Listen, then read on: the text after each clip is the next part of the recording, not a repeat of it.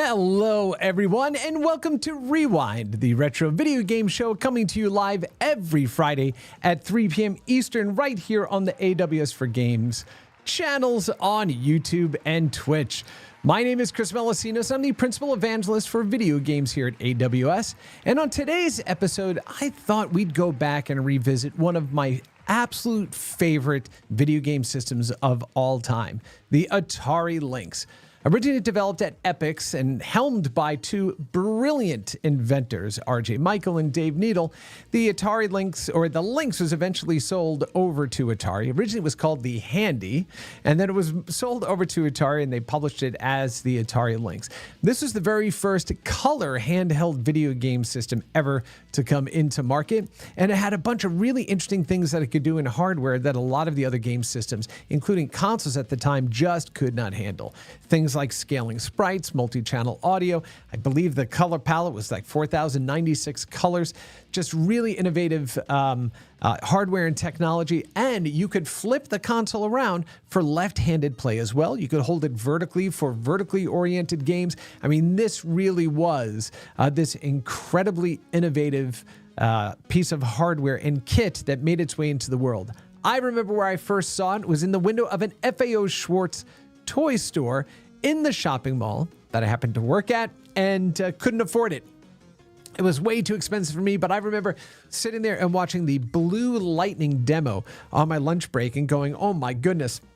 By the time I could afford a Lynx, it was already kind of moving out of market. And so I wound up picking one up a little bit later in its life, was able to go ahead and get a whole variety of games and ones that I still go back to this day, even with the amount of game content that we have available to us. Been going back and playing through a bunch of old Vita games and PSP games, but the Atari Lynx is one that I go back to consistently over and over again. And I thought, hey, you know, we already did an episode, I believe last year on the Lynx. Why don't we go ahead and revisit the console again, play through some of my favorites, and yeah, just spend a little time with the beautiful, wonderful, quirky, expensive, battery-draining Atari Lynx. So why don't we head on over and check it out. Here we go. All right, yeah, so this one is just going to be just a simple Let's Play episode of Rewind. Not a lot of history here, but I'm just going to talk through some of the games that I love. So I've got a bunch of them fired up here, and so what we're going to do is we're going to play through one of my my favorite games, which is, we're not going to play through them all. We're going to play some of them, right? We're going to play through...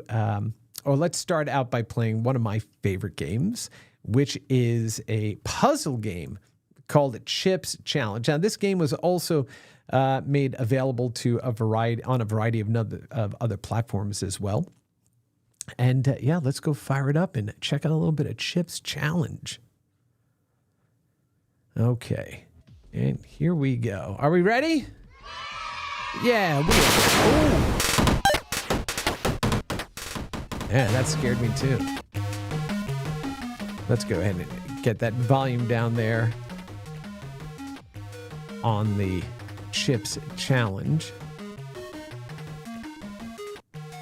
So there you go. You're, a little bit of a nerd there. And yeah, let's see. Nerdy Chip McCallahan suddenly stops eating lunch. Melinda the Mental Marvel is sitting down next to him. All right, well, let's see what Melinda the Mental Marvel has to say about this. Melinda smiles. Chip, she says, when you finish the challenge, you can join our computer club, the Bit Busters. Chip has been a distant admirer of Melinda for a long time. Chip crunches his bag of pretzels and gulps, I'll do it. So please enter the code of the starting level or press fire to begin. So we're just going to jump straight in. So the goal here is to collect all these chips in the maze, and you need keys to unlock these doors, right? So there we've got the blue door, and it shows you, the keys that you have on the right side of the screen there.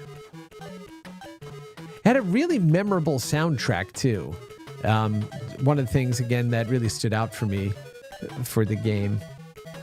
And, it's a simple-ish puzzle game, but just a lot of fun to go ahead and play through. So first level is just acclimating you to the environment and the way you move through it.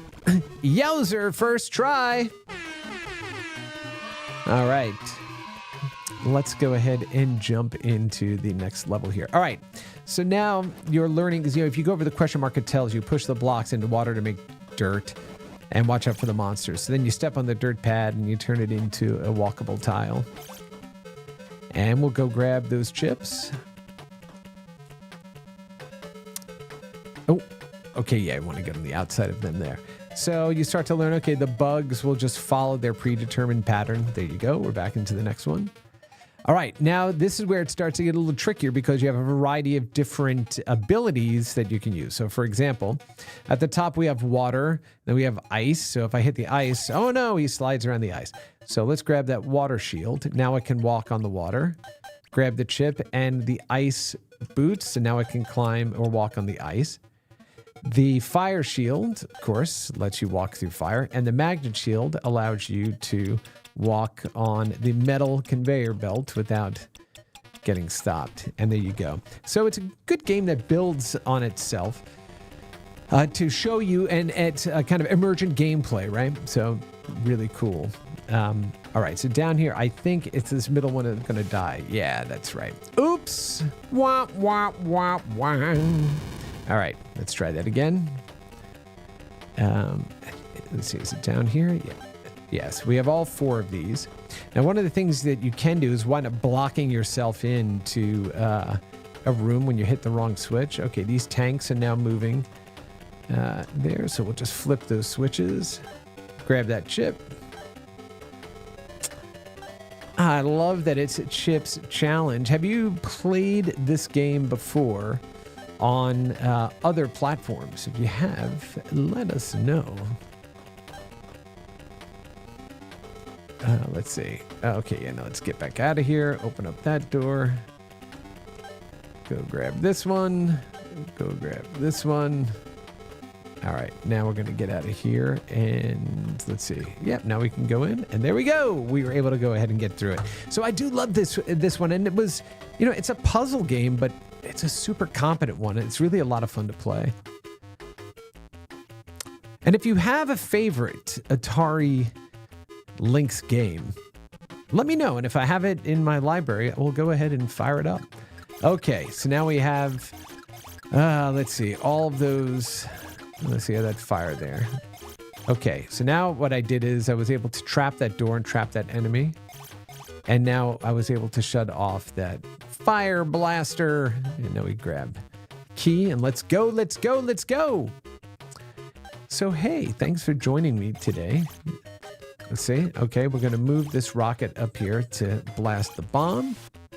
And now we're going to go ahead and get out of here. Yowzer, first try. Okay. Okay, yeah. Now these are, you have to find your way. There's invisible walls all around you. And some that can open, like that one just did. So you can see Chip is pressing against an invisible wall there, and that's blocking him. Don't need any more chips, and now you're going to, let's see. Oh, yeah, and of course, that's going to tease you, right? Because you can't get to those. And you can't get to them from here, I think. Yeah. Yeah. So you just have to resign yourself to the fact that you can't get those chips, and out you go. All right. Now, the thief, I think the thief goes ahead and takes objects from you. So that's exactly what a thief would do. Okay. So these portals let you jump through based on the way you're facing or you enter them. So if I move back to the right, I believe it'll put me in the upper right corner there. But what I'm going to do is I'm going to grab that fire shield. Yeah. And there's the water shield. Let's see. And now we'll go this way, and then this way, and this way. All right. So now I can get on the water there and move. But now I'm going to be, let's see, what did he take from me? Yeah, I'm not going to be able to finish. Okay, he took the fire shield from me. See, so you have to go ahead and kind of play around with the level here, and you don't want to grab too many things at the same time. So let's see. Let's go grab the water shield, and we'll go down, up, come on, down, over. Okay, yeah, actually, all right, no, that I didn't need to die. Okay, there's that one. That's one. And now we'll grab the fire shield. That's two. So now I should be able to go there and grab that chip. And then that'll push me down. There's one. Okay, so now I should be able to go here, grab that chip, and right, so this will drop me all the way around. And now I can exit the level. There we go. And that is Chip's Challenge. And the puzzles just keep getting trickier and trickier. Just a lot of fun. Oh, this is actually a good level before we move on to the next game. So here we go. These teeth are going to try to get you there. And I think they can't go on dirt, I think is the... Yeah, they can't go on dirt, but they can go on the tile. So when you convert the dirt into the tile, then you have to make sure you get out of the way. And you can see just how complex this can get, right? Okay, so now, okay, this one here, you have to learn how to move this way. Okay, now you have to be really careful about how, this is kind of like Sudoku, not Sudoku, like Boxy Boy, those types of games where you have to move boxes around in a warehouse. So let's see, we'll move this one up and then over, and now we turn that into a platform. So you can see where you have to be really careful because you can very easily push one of those boxes against a solid wall, and then no bueno, you're not going to be able to finish the level, and you just have to have Chip, shuffle off his mortal coil and... Okay, now we're on ice, and so now we're going to go 1, 2, 3, 4, 5, 6, 7, 8, 9, 10, 11.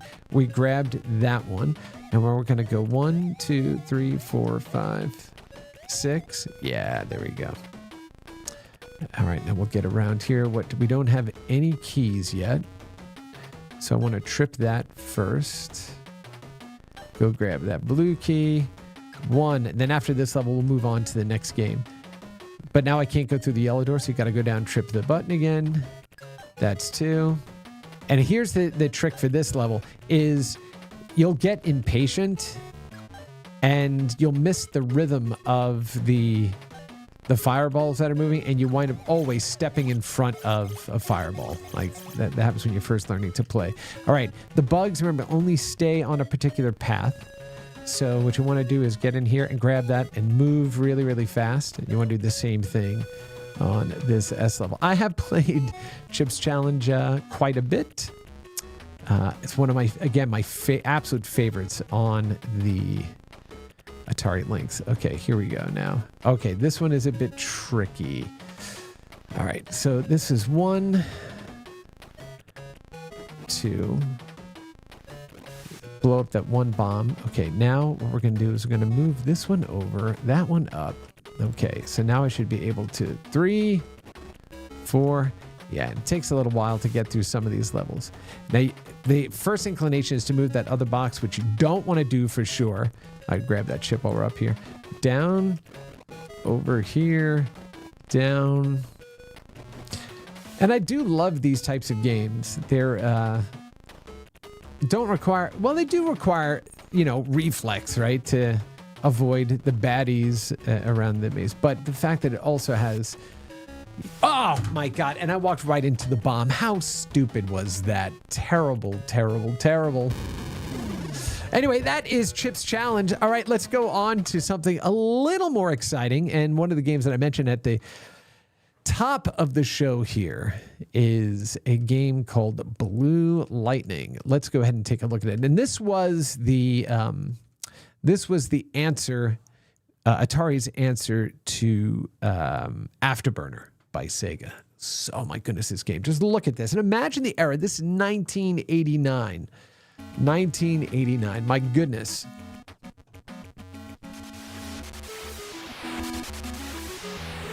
Yeah.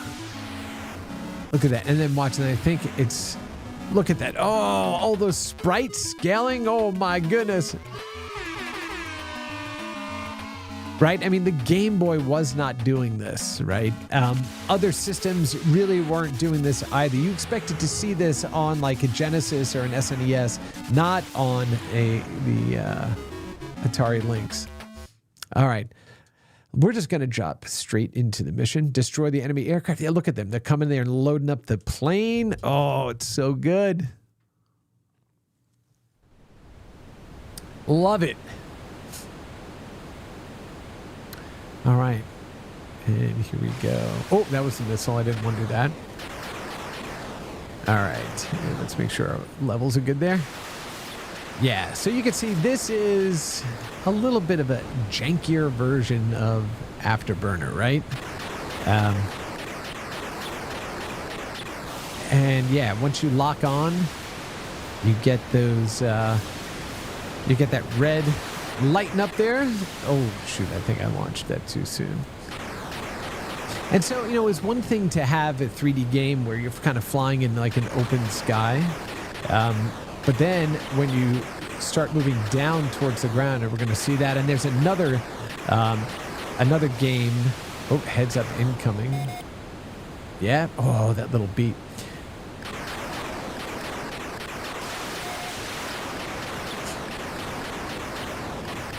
Again, this game is still so highly playable even today. Now, there is another aerial combat game on the Lynx we're going to go and play in a little bit called Warbirds. And that was probably the most graphically impressive and technically impressive games on the system. Okay, now I think, let me see, where's my search and destroy, or follow and destroy rather. It's probably this guy down here at the bottom. Look at that, how the environment is scaling at the bottom. You can run into it. Like, we just didn't have that on...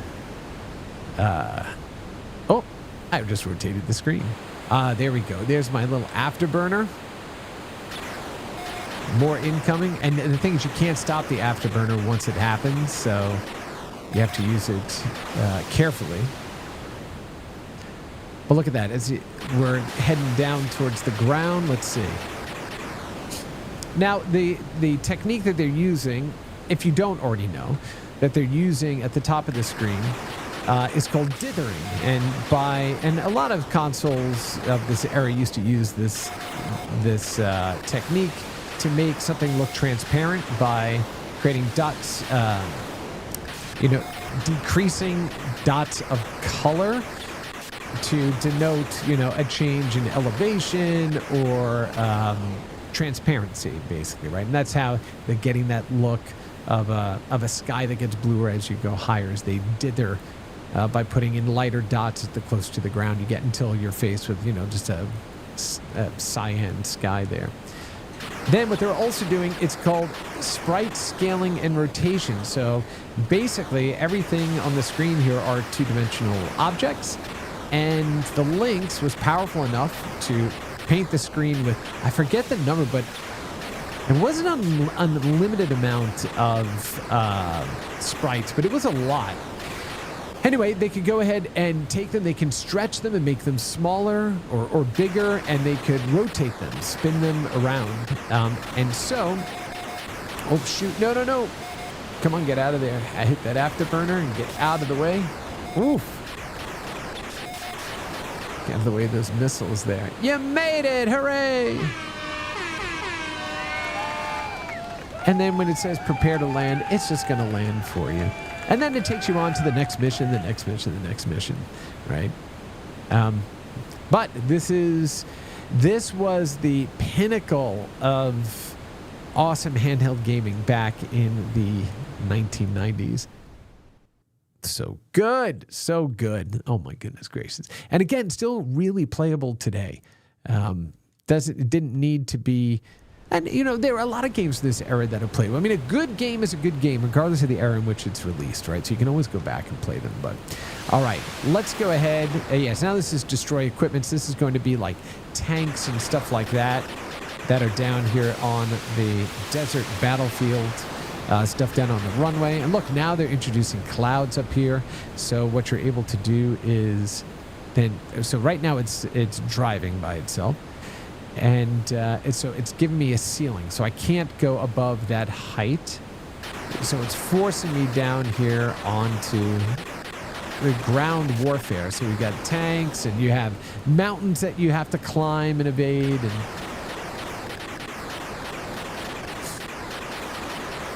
And Let's see. Can I crash in the ground? Oh, terrible, terrible. All right. And that was Blue Lightning. Again, a really awesome game. One of my favorites on the platform. And so, yeah, we're only going to play favorites, right? Why play ones that we really don't like?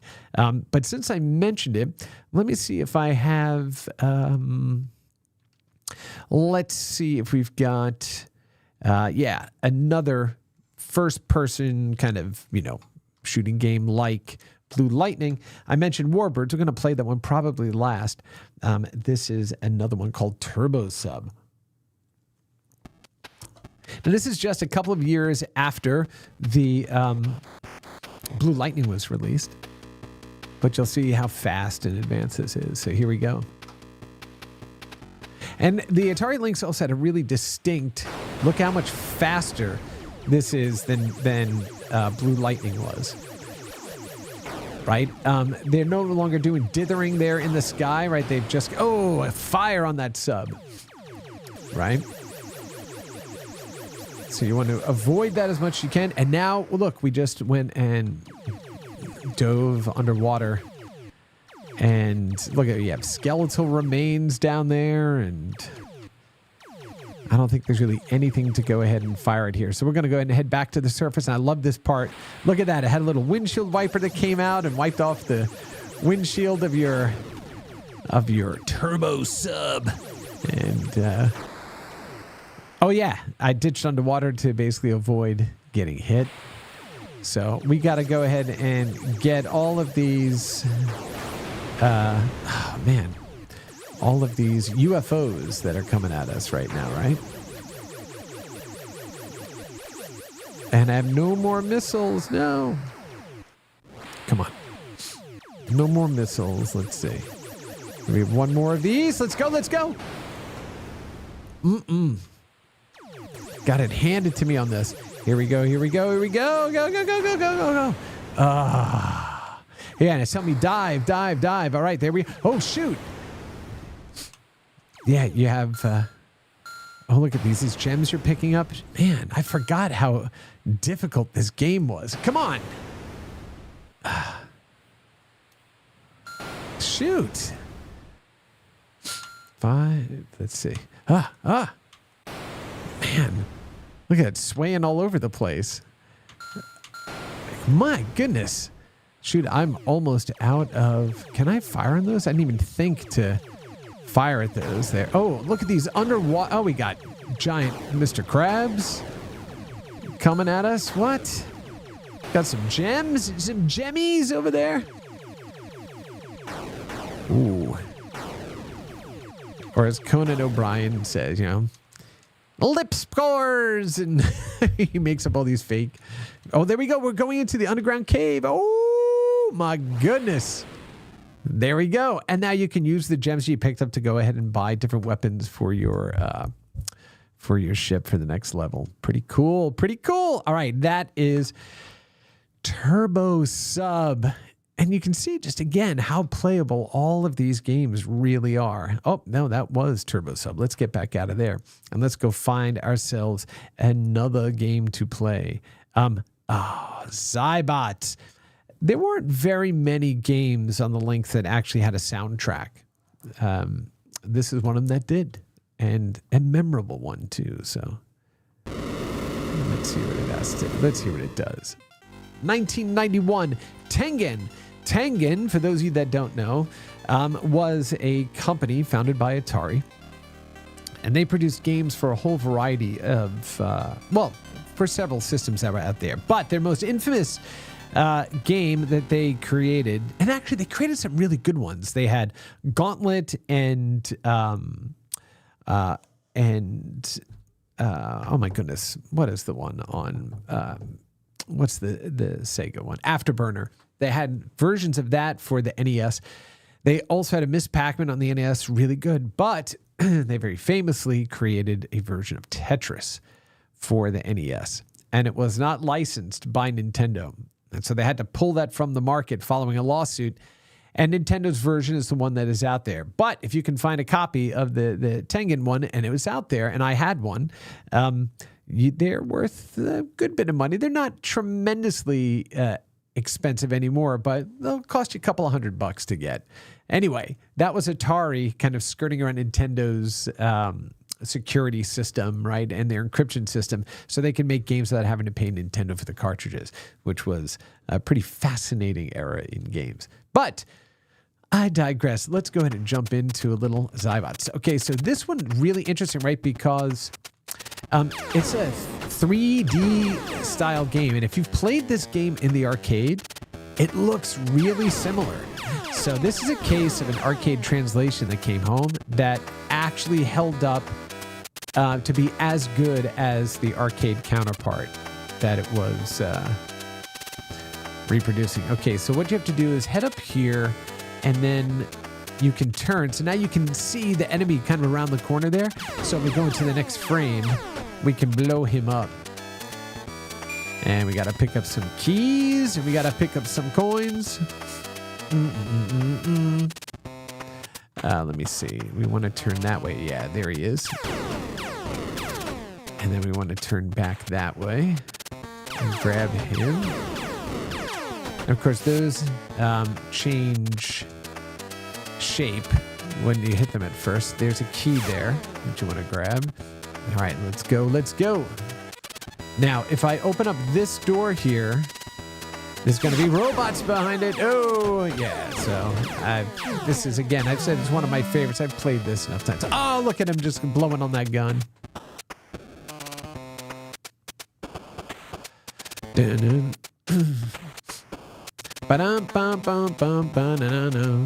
now we want to turn, and we want to walk down here.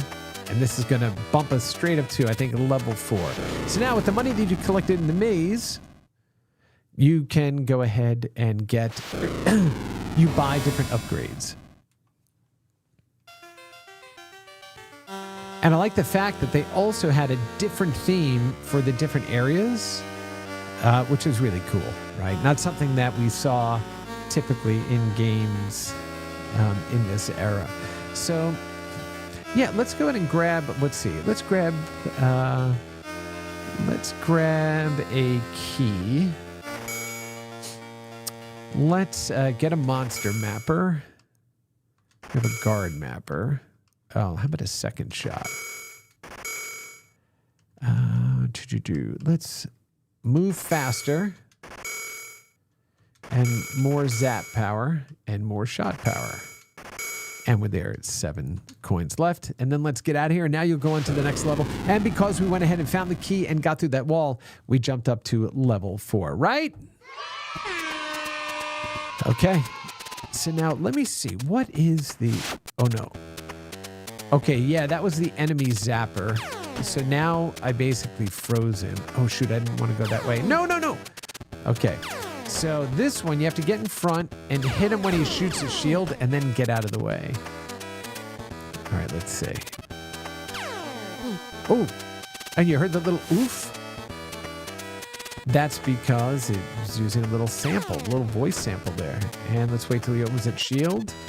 And again, you know, it really gave the illusion of being in a 3D maze when you were not. And so there's the maze that we got, or that we can see. So we can see where the different keys are.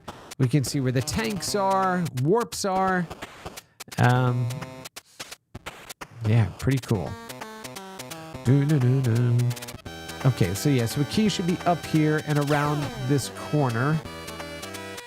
Or coin, rather, I should say. And let's see. Okay, we see a little flashing doodad there, and that's probably because that's a coin. But we also don't want to get caught by an enemy, right? Right behind that coin.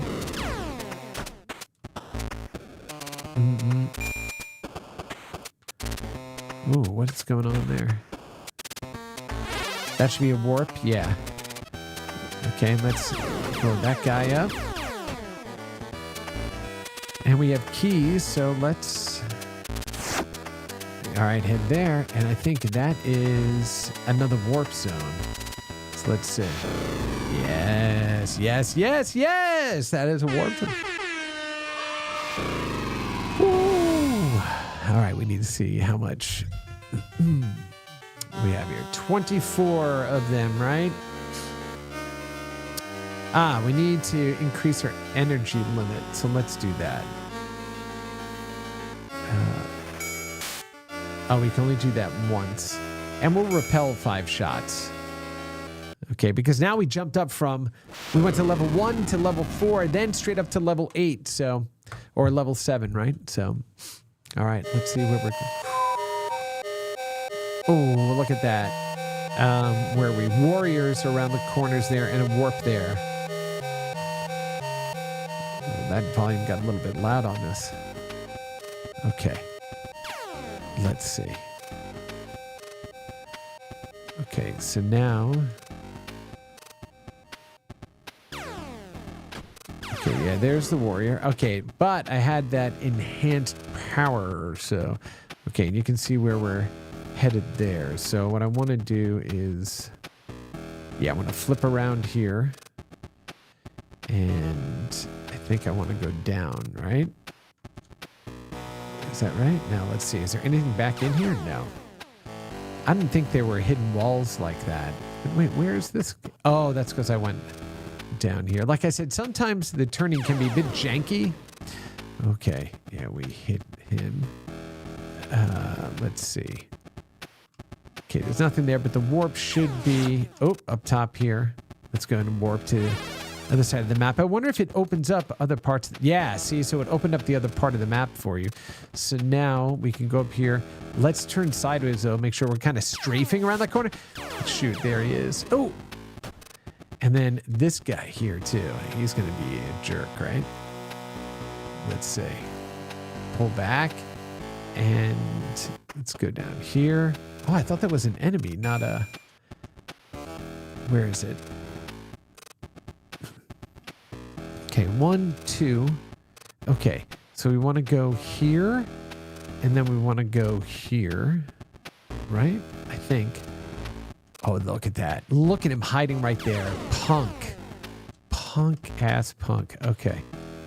But I'm running out of energy, and I need to get out of the maze. But we're not going to have time to do that. So anyway, yeah, another really good arcade to handheld translation back in the late 80s, early 90s. Yeah, really, really good. Zybots there on the Atari Lynx. All right, let's go ahead and try a little racing game. You know, back during this era, there was Virtua Racer, and that came out by Sega in the arcade. And of course, they used a DSP chip on the Sega Genesis to bring out a 3D racing game on the Genesis. Checkered Flag kind of leans into that a little bit. Obviously not a true 3D game. It's a sprite scaling game, but a pretty competent one, right? 1991.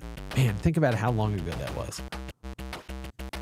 That is literally 3 years before the introduction of the web browser to the world, right? So that's where we were. All right, let's just do a little practice and a random, let's see. And there we go. And we're shifting our way through it. And let's see. Okay, yeah, that is the brake there. But look at that. There's no flickering going on. There's no slowdown that's happening there. You've got good, competent sound effects. The one thing you don't really... Oh, actually, I take that back.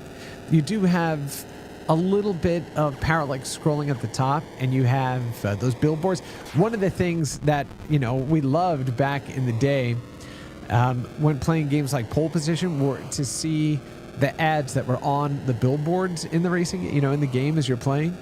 And then, you know, when you had lesser versions of it at home on like the Atari 2600 and stuff like that, you were like, oh, they're just flat squares. There's nothing on them. So it's nice to see that even though it just says Atari Corp or has the Atari logo on the billboards, that there's something to see on them, right? This is the stuff that we thought was really cool back in this era. But look at what an awesome little handheld racer this is. You know, it's got rear view mirrors so you can see what's going on behind you. It's got a little between level music as well, right? And then you can go ahead and, you know, create your different drones, and you can You can go ahead and say, all right, let's do Grizzly Flat, Skull Valley. Let's see what Skull Valley looks like. Let's go ahead and do a single heat, and let's see.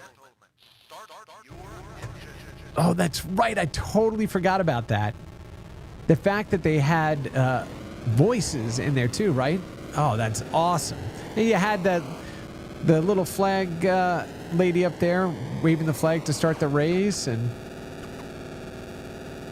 yeah, look at that. So you've got more object scaling in the environment. This was really cool. This is a really cool little racing game. And again, this is something that would be highly playable today on, as a, like an iPhone game or something like that. Something you can jump into for just a little bit of time, or, even as part of a compilation like the wonderful friends over at Digital Eclipse do. Yeah, these games are awesome. And they're tough. Like, these games were difficult. There's no rubber banding in them either. So if you're behind, you're behind. Like, you need to go ahead and catch up. There was no such thing as we're going to cheat your way forward, or having a blue shell or something like that to go ahead and or a rocket to jump to the front of the heat there. Like, you either in it or not. Oh, look, and there's an ad for Warbirds. We talked about that. Yeah, we're going to go play Warbirds here in just a few minutes. But yeah, look at this game. Oh my goodness. It makes me so happy to play these. Because again, when I first experienced the Atari Lynx, 219 miles an hour in this little tiny handheld, we had never seen anything like it, and it was a miracle that you had this color handheld system throwing off graphics like this on the go. Like, of course, you're playing like Road Rash and stuff like that on the Genesis, and so you were expected to see that, but not in a mobile platform, not in something that you could take with you on the go. Now, the Atari Lynx, right, it did take, I think, either 6 or 8 AA batteries, and it drained those things so freaking fast. It was ridiculous. Look at that. You won. And you got a kiss.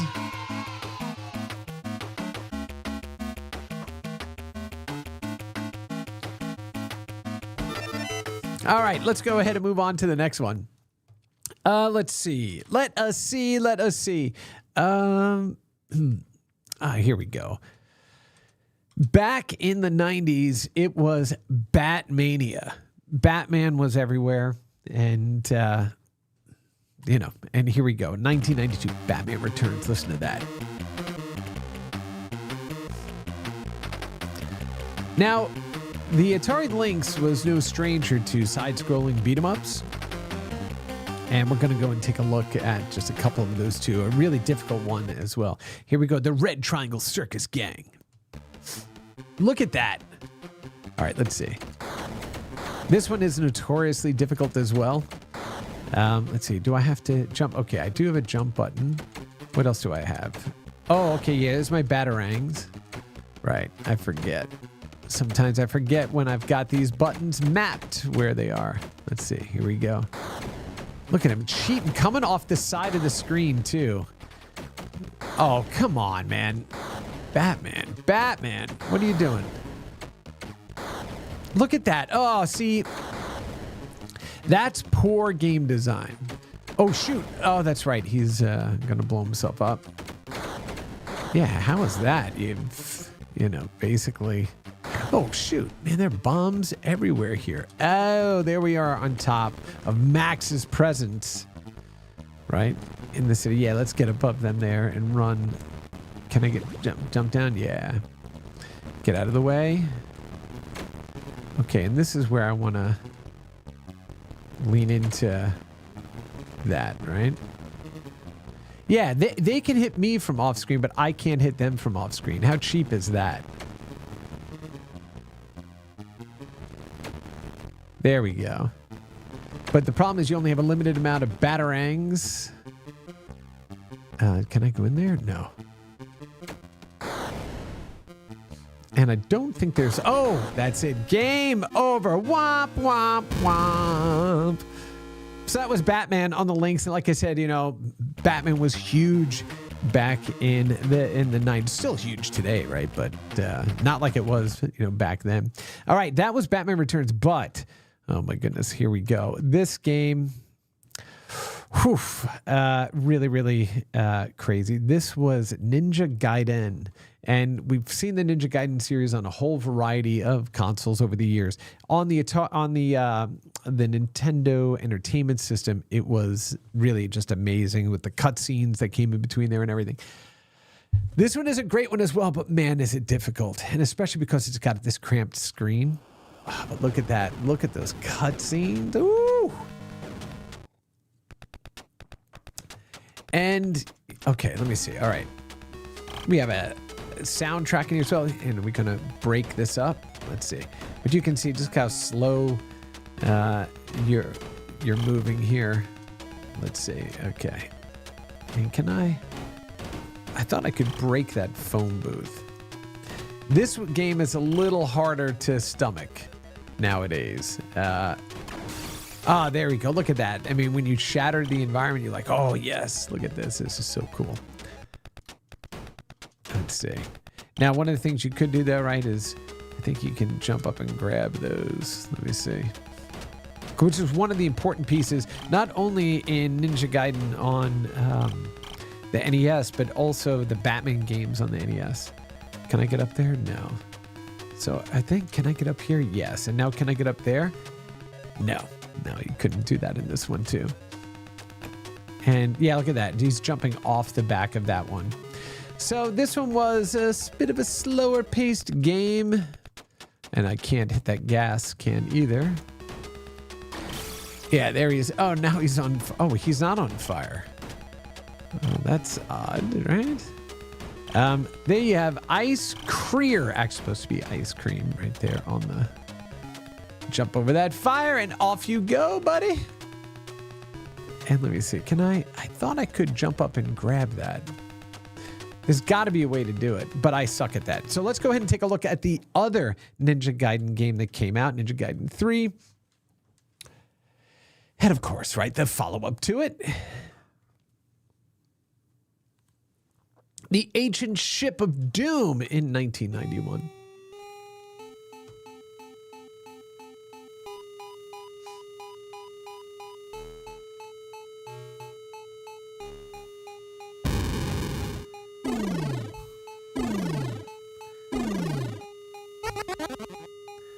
All right, we don't need to watch all the cutscenes. Let's jump. Oh, look at that. Oh, yes, yes, yes.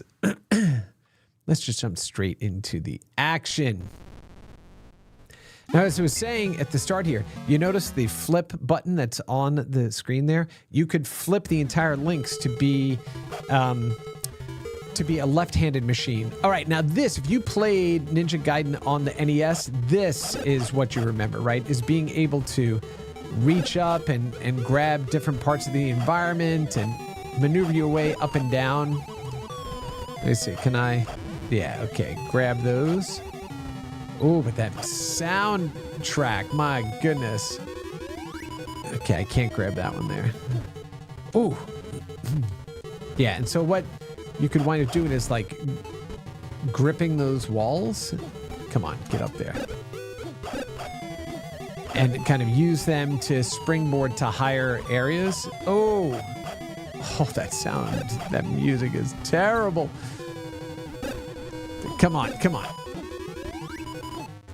Oh, wop, wop, wop, wop, wop. Well, excuse me. Right, so anyway, you get the idea. This one is definitely a much more action-packed, run and gun type of game for the Lynx. But you're also dealing with the fact that you've got limited resolution, so you can see how pixelated everything is, and especially blown up on a bigger screen like you're probably watching right now. Right, it makes it a little bit harder to stomach the game. But there we go. All right, we're a little further than we were before, and I guess is that supposed to be an alien, so then we can jump up, and we're out of the level. Yeah.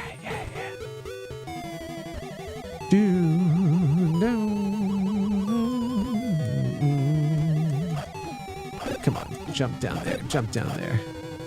Also, the color palette that they're using here is Something to behold. Okay, jump up there, and then now I can go grab them. Yeah, so you've got this vertically scrolling, play field. It's awesome. All right, that's enough of Ninja Gaiden. Let's go ahead and jump into another favorite. My wife, she is, bless her heart, she is not a gamer. And so she has put up with my, gaming nonsense for many, many, many years. But this is one of the few games that she actually enjoys playing. And it's based off the Pac-Man cartoon, right? The characters here. So let's go ahead and jump straight in. This is a side-scrolling, lovely, lovely game. And I think it'll even have the Pac-Man music from the cartoon.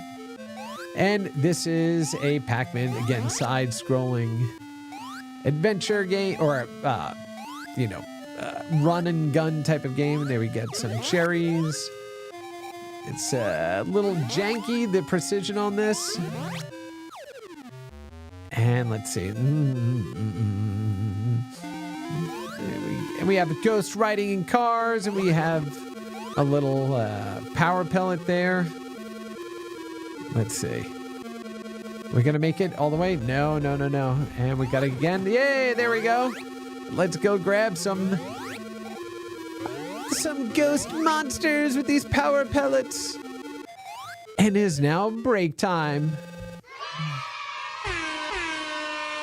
All right, on to the next level. Now, one of the things I forgot when playing the original version of this was in one of the levels you hit a springboard, and I'm like, oh, I keep dying. I forgot you have to keep hammering the jump button to be able to float across the water. So let's see. All right, so these guys should be on UFOs now. Yep, there they are. Ooh, that collision detection right there on his cap. And then we're going to go into the forest here. And look at that little parallax scrolling, which is awesome. Right? So the front trees are moving faster than the trees behind us, so it gives it a little bit of like a 3D effect. Yeah, we're going to just start there. Oh, wait, is it the same? Did I just go down? Oh, no. Okay. Oh, I went back to the beginning. Damn it. All right. Well, let's just speed through it and get to that. Oh, no. Okay, yeah. A little more difficult than I remember. But that is Pac-Land, a really good, competent port of the arcade game. Okay, let's see. This is where they get kind of floaty.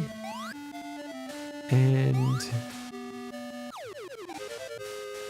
their patterns are pretty difficult. There we go.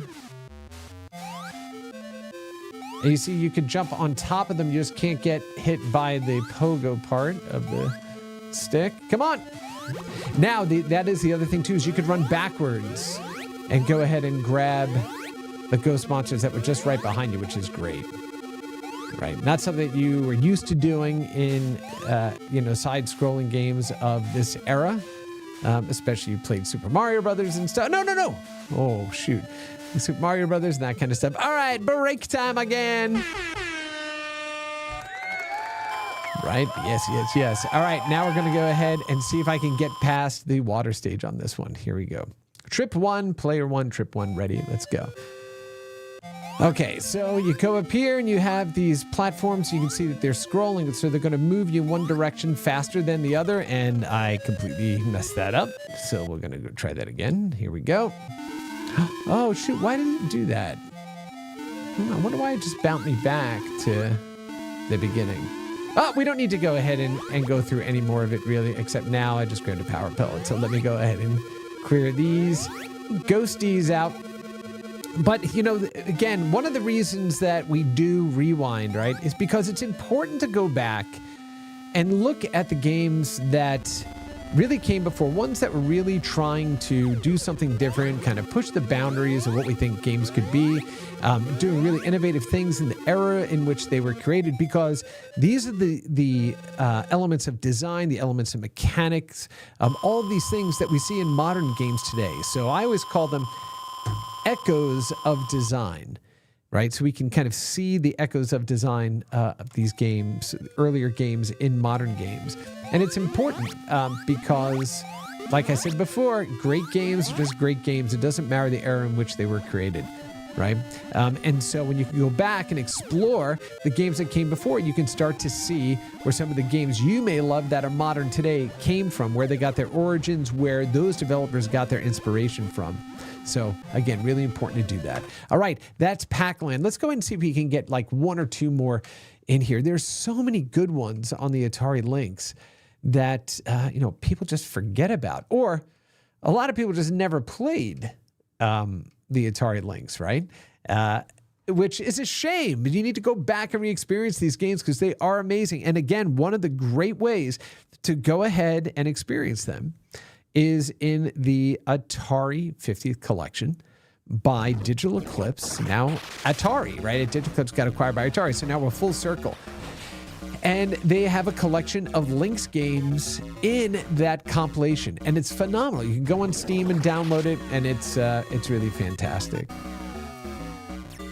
And again, not every game had a soundtrack, but some did. And there's RJ Michael, our good friend RJ. Yeah, RJ is the best. And of course, he was the co-designer of the Atari Lynx, first known as the Epix Handy.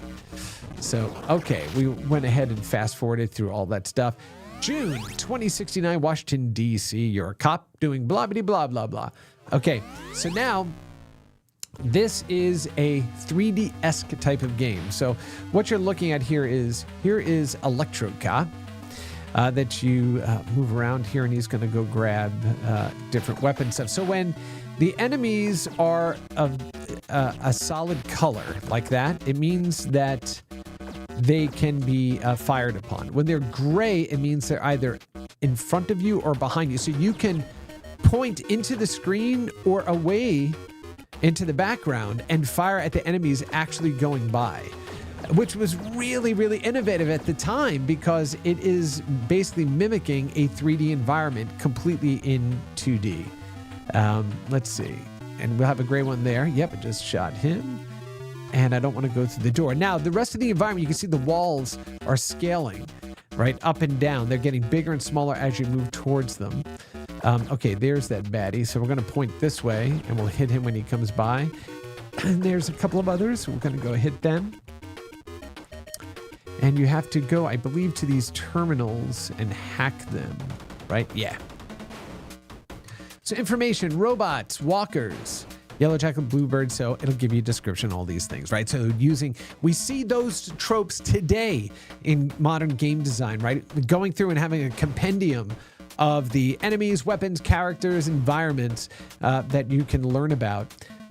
Slow walker, light armor shoots a low power laser. So you can go through and spend your time figuring out who all of them are, but we're not going to go do that. Let's see what programs. Icebreaker.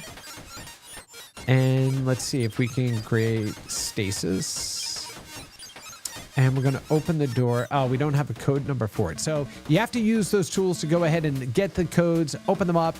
And I don't want to use my med pack yet.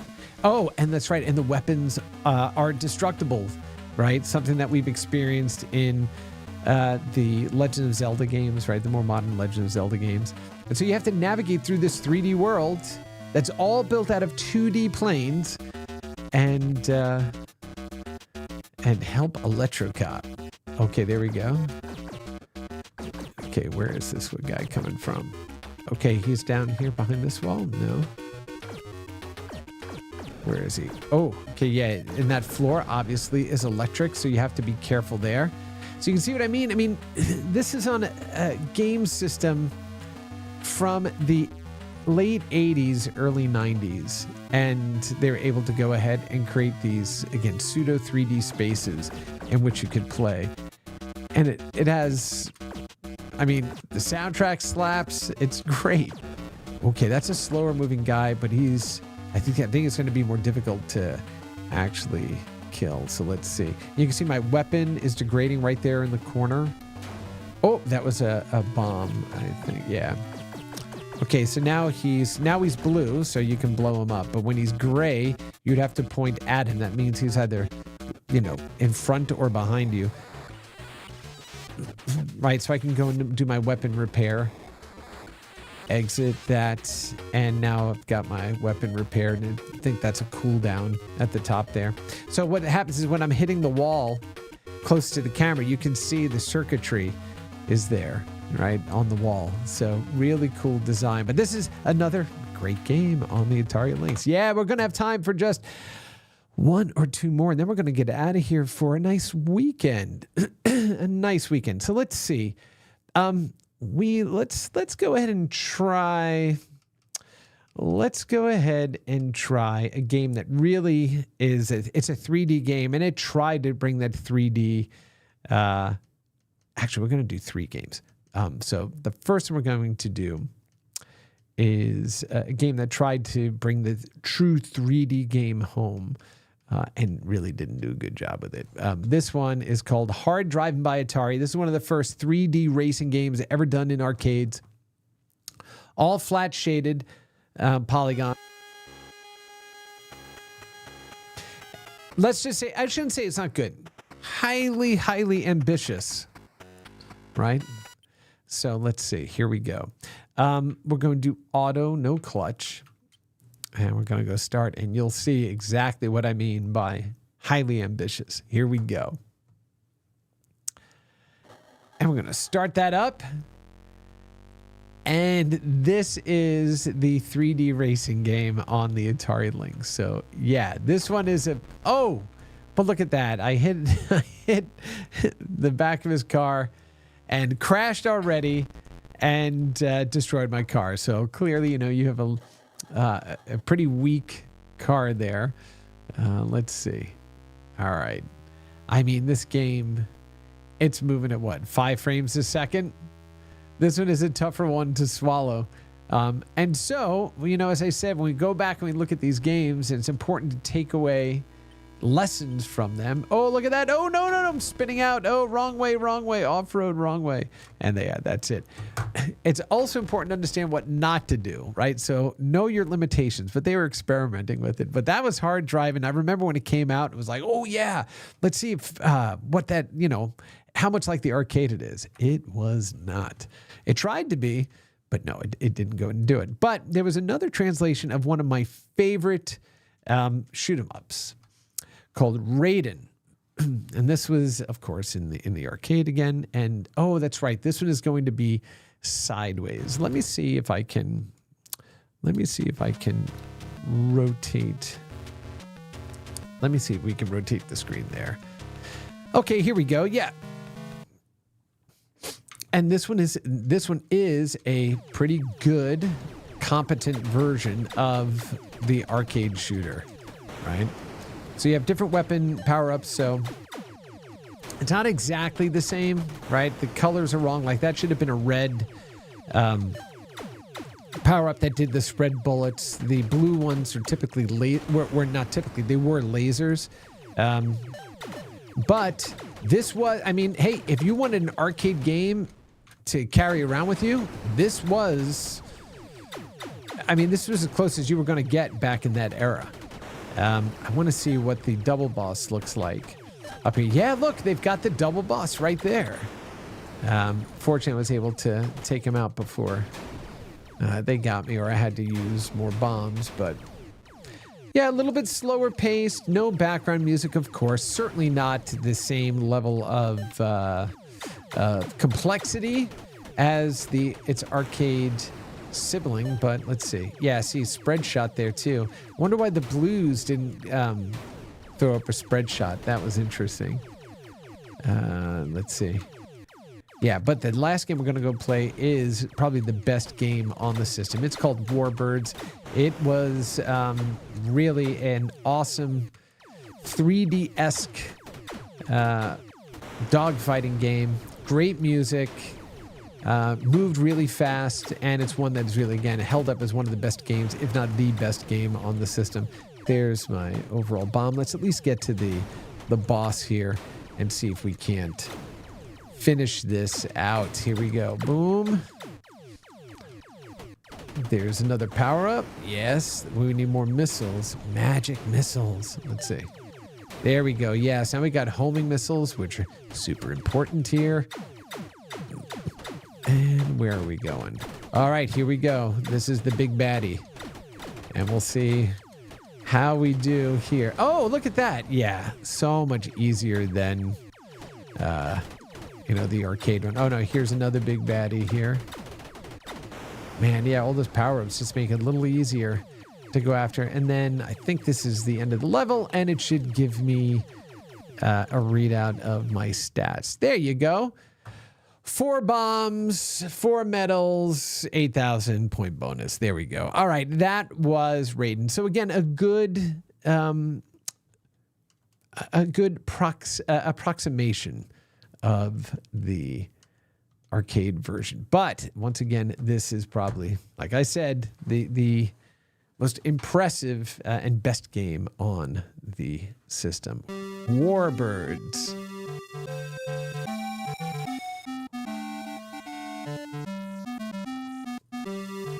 You got that smooth sprite scaling there. Good era-specific theme song. Art and animation by Susan G. McBride. All right, let's go jump in. Okay. Unlimited ammo, unlimited damage, no collisions, 1 life, but you don't need lives when you have unlimited damage and no collisions. Dueling start, or you could go ahead and start. Let's see. There we go. All right. Now, the way this works is you could look around your plane. Here, I'll look at the skeleton on your fighter there. And you've got your bullets here. There's no missiles or bombs or anything. This is straight dog fighting.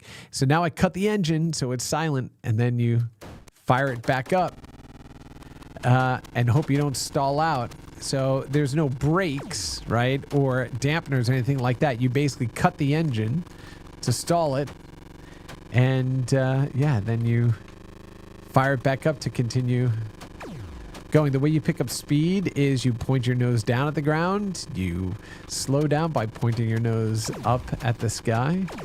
And now I think some smoke will start coming out here. Oh, I can just, since it's unlimited, I can just hammer it, right? Yeah. Let's see. Come on, let's get some smoke. Let's see. Here we go.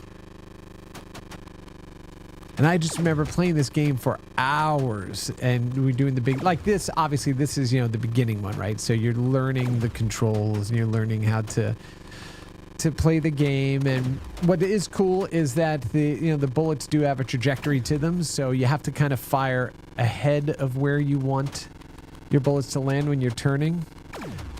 Let's see. Come on, let's do it. And what's really cool, yeah, now we got some gray smoke popping out of the back of this puppy right here. And let's see. I'll cut that power. And now you got that silent fight. And then you fire it back up. And I do like you hear the engine sputter, right, as it's trying to get back up so that way you don't fall out of the sky like a rock. Oh, look at that. Oh, my goodness. And you're above the clouds there. Let me shut that off again. All right, let's go, buddy. And now you can also turn faster when you don't have. Oh, look at that. He's on fire too. Oh, let's go chase him right down to the ground. Oh, yes, that's exactly right. And look at that. You can go. Let's see. What happens when you fly through the cloud? Air 1 victory, rank rookie. Yay, yay. Woo.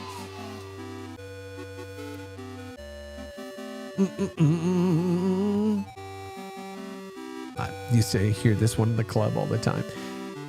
Oh, and it's playing out the full. There we go. All right. So now we're back in. And so you could look around when you had multiple enemies in the sky there. And let's see. Okay, yeah. So he's going to fly right at me. And now if you had your collisions on, use dead because he's flying right through you.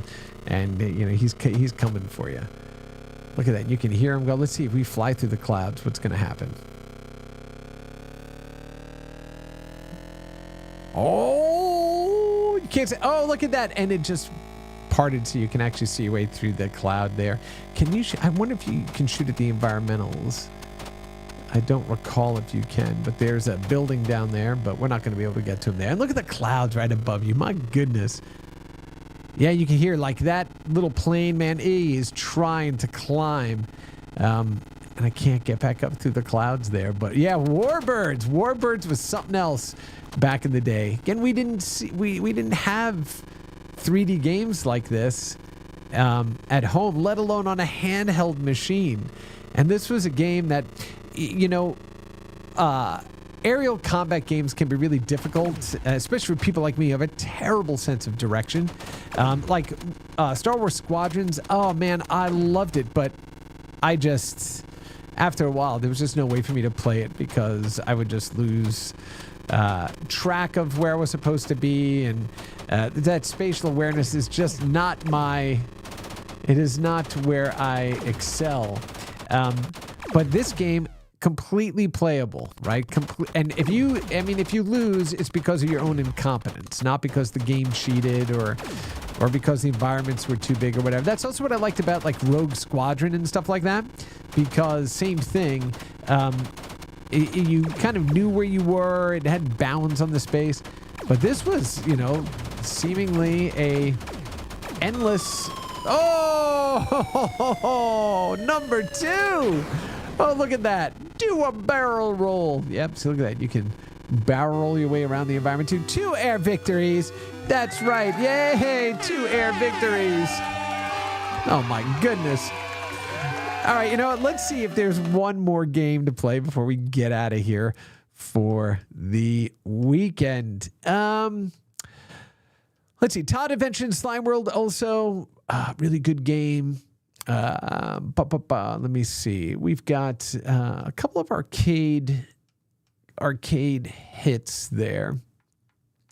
Paperboy was another good one there. Let me see. Kung Fu, which was a terrible game. We don't even want to talk about that one. Dracula the Undead. That's right. Dracula was really big with Keanu Reeves back in the day. You know what? Let's go ahead and give. What are we going to give it a try here? Let's try Stun Runner. Stun Runner was another arcade conversion.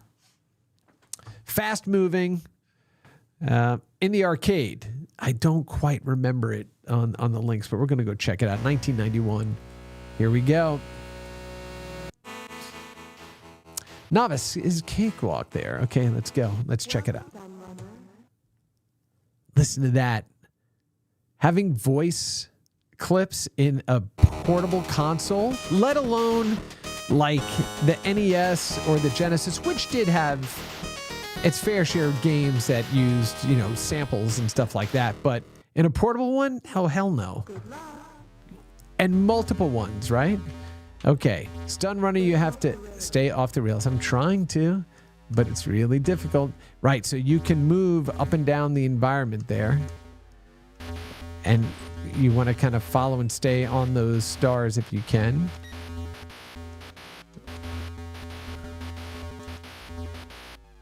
And there we go. That was it. You have completed level 1. Well, thank you. Touch boost pads for hyperspeed. Press the A button for lasers.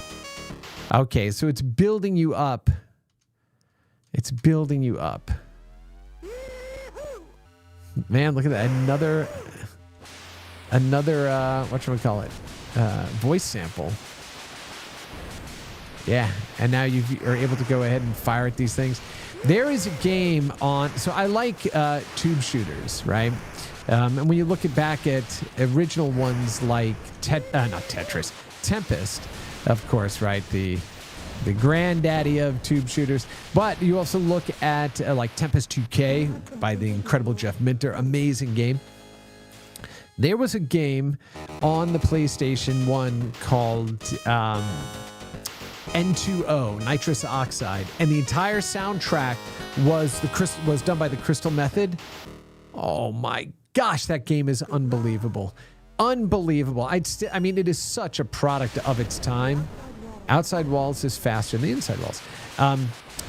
is such a product of its time, but my goodness, what a banger of a game.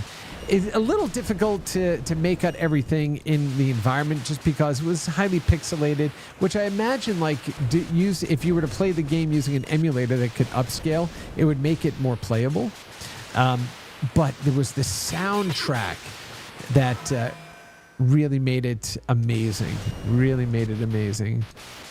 Yeah, look at that. All right, yeah, so once you on the outside walls, because that's where you can actually move faster. So it does have a sense of 3D space to it, and there you are, game over at a time. So those are just a bit of the games on the Atari Lynx. Again, a game system that was so far ahead of its contemporaries. Back when it was released in the late 80s, early 90s, the first color handheld game machine, the first machine that could do sprite scaling, multiple voices, tons of colors on screen, can rotate it for left or right hand gameplay. Unfortunately, it just could not withstand the juggernaut that was the Game Boy by Nintendo. You know, when Sega came out with the Game Gear and gave it a good run, but at the end of the day, the Game Boy prevailed, and rightly so. The Game Boy had an amazing library of games, amazing support from third parties, and, you know, of course, it was just, you know, everything that Nintendo does right about games was, you know, experienced in the Game Boy. But that is going to take us to the end of this day's episode. And so I want to remind you that if you, why don't we have this on either? Oh, that's why. There we go. If you are a video game developer of any size, from AAAs to indies, make sure you head on over to aws.amazon.com/GameTech to discover the products, solutions, and services that we offer to help you on your cloud game development journey. And remember, if you are a beginner looking for a clear starting point to help you build a career or learn to produce games in the AWS cloud, we recommend that you start with an AWS learning plan. The set of on-demand courses will increase your knowledge of game servers and game analytics and help grow your technical skills to solve real-world game development, compute, and analytics problems. And you can demonstrate your knowledge to the world by earning digital badges. Head on over to aws.training/GameTech to start your AWS for Games learning plan today. And of course, I want to give a huge shout out to Waterflame. And thank you for allowing us to use your music here on Rewind. Make sure you head on over to his YouTube channel at Waterflame Music to check out his incredible work. And finally, if you care about preserving the history of video games as much as I do, make sure you head on over to the Video Game History Foundation's website at gamehistory.org. They are doing incredible work to preserve the history of our industry for future generations. And I want to thank you for spending your Friday afternoon with me, for walking down that memory lane that was the Atari Lynx. Have a wonderful rest of your day, an awesome weekend, and we'll see you next week on Rewind.